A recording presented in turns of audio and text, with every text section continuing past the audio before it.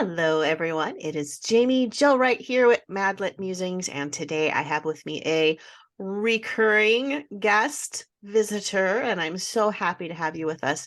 Please welcome, with the round of silent applause that we can't hear, Kim Vogel Sawyer to the podcast. Hi, Kim.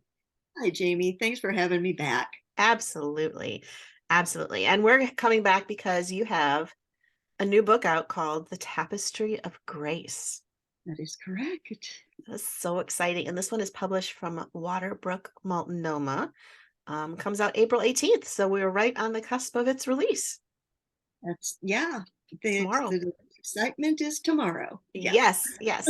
Now, before we went on the podcast, you did mention that there was something special about this book that has to do with the 6 and the 0. Tell us a little bit about that.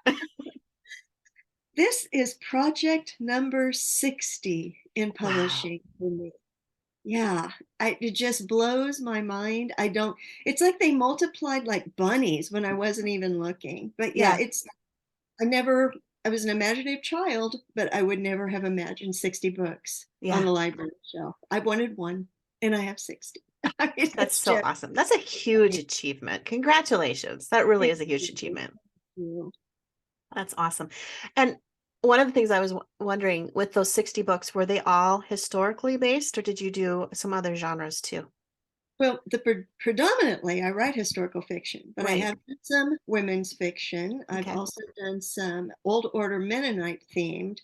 women's fiction. I have a young adult series out, and then I did one nonfiction devotional. Okay. So, Okay. but if you added them all up and made a stack, the historical stack would be a lot higher A than the lot higher. contemporary stack. Yeah. It's Awesome. really probably my deepest love. And you're so good at it too. So, Thank well, we you. are going to talk about the Tapestry of Grace today. And before we get started, let me just give our listeners a little background as to what the book is about. And I might mispronounce this one word. I was practicing before we went on, but it's a doozy because there's some German in here. And I'm thinking you and I are going to be talking about that a little bit. So, all right, here I go. When a group of Kansas women start a Frauenweihnacht. Can't even say Rowan there you go. Frauenverein. I tried to do the Did rolling of the it. R's and I just, got partway through that first syllable and was like, nope, this isn't working. All right. When a group of Kansas women start a Frauenverein, which is a benevolent society devoted to aiding widows and orphans, life changes for more than just the hurting people they seek to help in this heartwarming romance inspired by historical events from the best-selling author of Freedom's Song, which is you. All right, with classes paused for the planting season, Alexander Toll's school teacher, Augusta Dick, is glad for some meaningful work to occupy her time. She even knows exactly who their town's benevolence society should help first. Quiet, reserved widower Conrad Rempel and his young twin sons. Conrad Rempel, however, is adamant that he doesn't want help. His boys are mischievous but good-hearted. And though Conrad may be struggling, he doesn't want anyone else sticking their nose in and telling him what his sons need or what he needs. For her part, the charity's founder, Martina Kron, is relieved to have a reason to spend time outside her unhappy home. It even occurs to her that she may, through her work, encounter a boy in need of a family and so find a son for her husband since they have no children of their own. Augusta, Conrad, and Martina each have deep needs and desires, and each imagines how they should be met, by reaching out or by being left alone. But God indeed knows best. Will the competing agendas of Alexander Toll's residents prevent them from receiving God's help? Or will the members of this small Mennonite community find the answers to their prayers in the very last place they expect, in one another? Wow. That sounds like fun and a good story. So tell us what your thoughts were going into writing this story. What inspired you about this book? Well, it was kind of funny because I was actually researching for a different novel. And you know how you go on bunny trails when you're reading? Mm-hmm. I was just looking for the title of a German newspaper to use in another book, and I came upon one that had the Frauenverein listed, and I read the article about it, and that intrigued me. That it started in New York City with German reaching out to German immigrants, new German Okay. immigrants, and particularly women and children who lost a spouse or parents en route to Hmm. America. Okay. Over time, that concept just spread across America in German communities. And so I just thought, man, it would be really fun. Plop one of those in Kansas and see what those women could get up to. Because Hmm. I could just imagine, we always have these best of intentions, but sometimes they don't go the way we think they're going to. Right. So I could see, the potential for a little bit of humor, and I Hmm. could see the potential for some heart-touching moments. And the story just grew out of a newspaper article that I came upon quite by accident. Oh, I love those. Those are some of the best when you discover those old stories and you're like, what? And you learn about these new things you didn't know existed, and it Yeah. just takes you down a whole new avenue. That's super exciting. Okay, so the other thing that I caught in the back cover copy here that we were reading was it's a Mennonite community, correct? It is. Okay. All right. And that is my background. Okay. Quite a number of my stories, you will encounter Mennonite characters, both contemporary and historical, because Hmm. that's my heritage. Okay. And, it's a strong heritage of faith. So a Hmm. faith message always works in really well in the story. So it's a good place to start for Yeah. Christian. Yeah, that's awesome. A Mennonite is different than Amish. I know some people have told me that they're the same thing, but I usually argue that, correct? No, they're not the same thing. They actually started out and as part of the same group, Hmm. but there was a split because two leaders were arguing about the works and grace. Okay. One leader, which became the Amish church, felt that you have to work for your salvation. There's certain rules you need to follow. And the Mennonite leader, Menno Simon, um, said, no, it's grace. It's grace. We do good works in appreciation for the salvation we receive, but we Mm-hmm. don't have to earn it. Jesus did that for us. So that's where the split began. Okay. And there are some Amish groups who are saved by salvation. Hmm. There are some Mennonite groups that are still really caught up in the works. But for the most part, that's the main difference between the two, Okay. All where right. we find our salvation. All right. That's a good Yeah, clarification for people who yeah, hear. yeah. Because I've heard them interchanged and then at times being very, very different. And so I just thought I'd give you an opportunity to share with us here because this does not come across as an Amish book at all. So being Mennonite makes a lot of sense in everything that you're saying. So that's exciting. And this is very German in nature. So tell us a little bit about that. Well, my both sets of my parents, I'm sorry, I'm a little sleep deprived. Both sets of my ancestors, both paternal and maternal, Mhm. originally started in Germany, made their way from Germany to Russia, which will be the case for the people in this book, Okay. and then came to America from there. Um, there were some promises made by Russian leaders about being able to practice their religions freely. They were really suffered some pretty severe persecution in Germany because they didn't believe in baby baptism. They thought you Mm, needed to be old enough to make that choice yourself. That did not set well with the church there. mhm. So they were under a lot of persecution, made their way to Russia, where they were told, hey, you can practice your religion however you want to, just grow your wheat. We like your wheat. Uh, and then after 100 years there, new leadership began interfering again, and the persecution began again. Okay. And so in the early 1870s, quite a number of Russian Mennonites left Russia. They were Okay. called Russian Mennonites because they lived in Russia, Hmm. came to the United States. And my mother's parents settled in Mountain Lake, Minnesota. My dad's family came to Kansas, Okay. very, very near where I have set Alexandertal. The cities that are referenced in here, in fact, Durham, where they go and have some lunch at Hmm. one point in time, that is where my dad's first home was Oh, Durham. neat. My grandfather had the cafe there. So there's a Oh, little bit of, there's always a little bit of Kim in every book. You might have yeah. to dig deep to find it, but It's in there. I like that though. And that family legacy that can seep into fiction is always fun when you've got those little nods to your own personal history. Well, and it makes it feel more real to me Yeah. also. Yeah, no, that makes a lot of sense. A lot of sense. Okay, so tell us a little bit about Augusta Dick. And she's a school teacher and she's in Alexander Toll, and she looks like she's wanting to get involved with a widower who apparently, in her mind, needs a lot of help. Well, Augusta and Conrad's wife were best friends. Mm, Augusta's husband died in a hunting accident. Conrad's wife died in childbirth. They used to be couple friends until, the mhm. spouses died. And they really haven't been friends since then. But she has a relationship with the boys because she's their school teacher, the twins, Folker and Valden, who are a hoot. If you do not fall in love with Folker and Valden, I have definitely done something wrong. Because oh, I just love those little boys. And Augusta loves those little boys, partly because they're her students, but partly because they're her friends. Mhm, Children. It's a mhm. part of her that's left over, and she was dear.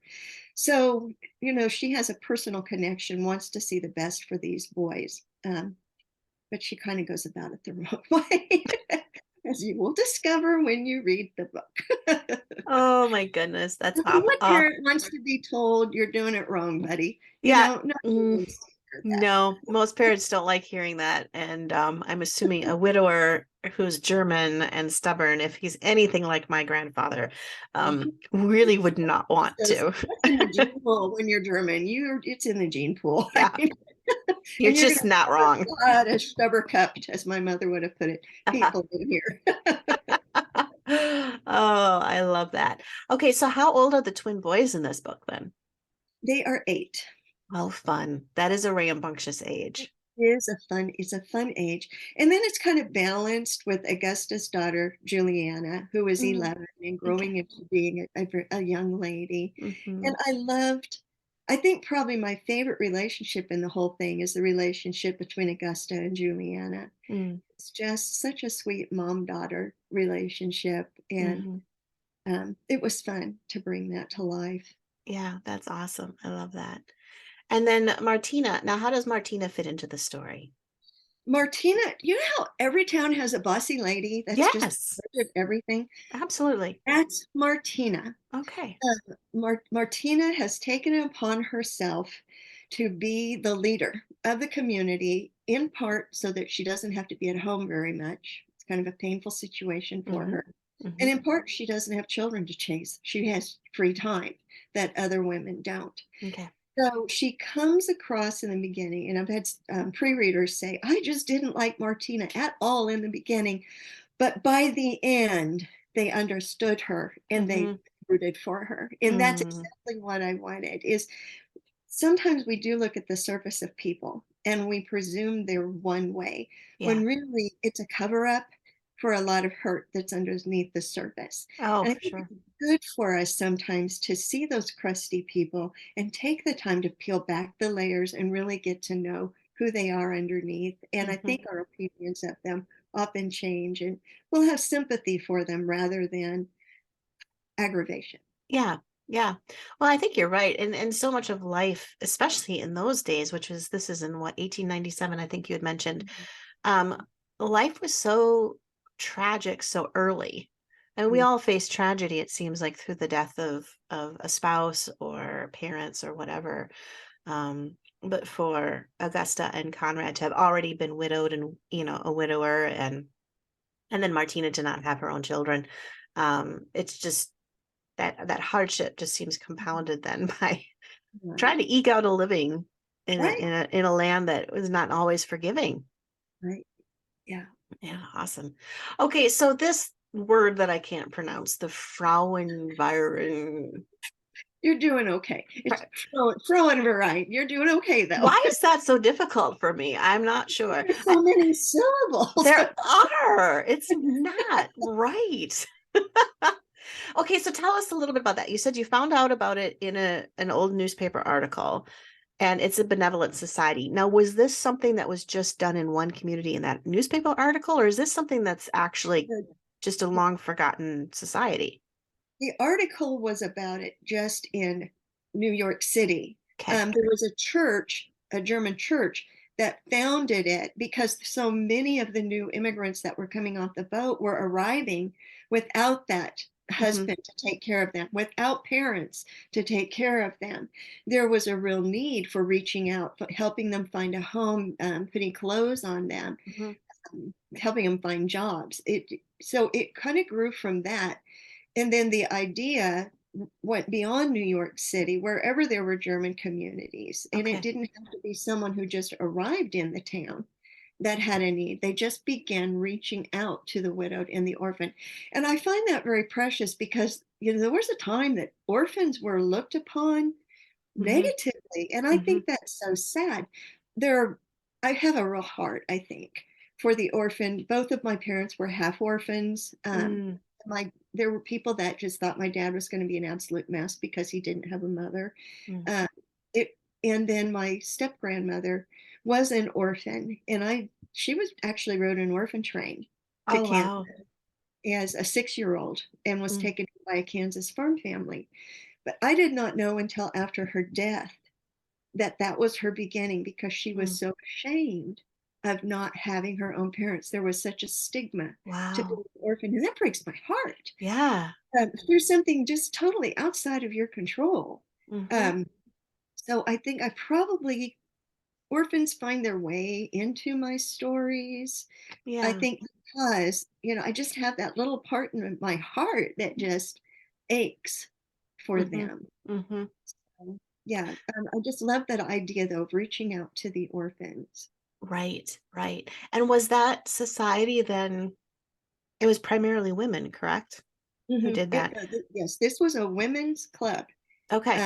They would sometimes ask men to help a bit Hmm. because there were certain things that needed to be done that maybe they couldn't do. Right. But they were the organizers. They were the ones that discovered who needed the help and found a way to give Okay. them what they needed. That's I just neat. had fun taking a little humorous twist on it and maybe giving people what they didn't always want. Well, yeah, I could see, this little benevolent society being a problem for a widower like Conrad, who's like, I'm fine. I'm fine. I'm And he really wasn't. But yeah. yeah. I suppose you can't tell us too much about that because then those will spoil Yeah, I all don't the want little fun scenes. spoilers, but Mm. yeah. Oh, Yeah. fun. Now the town of Alexandertoll, is that a real town? It was a real town along the Okay. Malachna River in Kansas, and it was not uncommon when the immigrants came that they would name their community Hmm. for their former town. Okay. Most of them are defunct now, but there was Nordenfeld, there was Alexander Thol, and let's see, I can't not Gnad now. Okay. Those were all Kansas towns that were also villages along the Malachna River in Russia. And that was where we lived Okay. there. We're going to, that's where we're going to live here. Maybe it was easy to remember. I don't know. But it gave them a familiarity. It Yeah. felt like they really were home. I'm Right. sure that was part of it. Those are three that right off the top of my head that I know about. But yeah, it wasn't uncommon to do Okay. that. Okay. Cool. I love it. That's great. Um, what else should we know about this book that I have not asked? I don't know. How's that for an open-ended question on a podcast? Tell us about everything that we don't know that we should know that you haven't told us that we didn't know.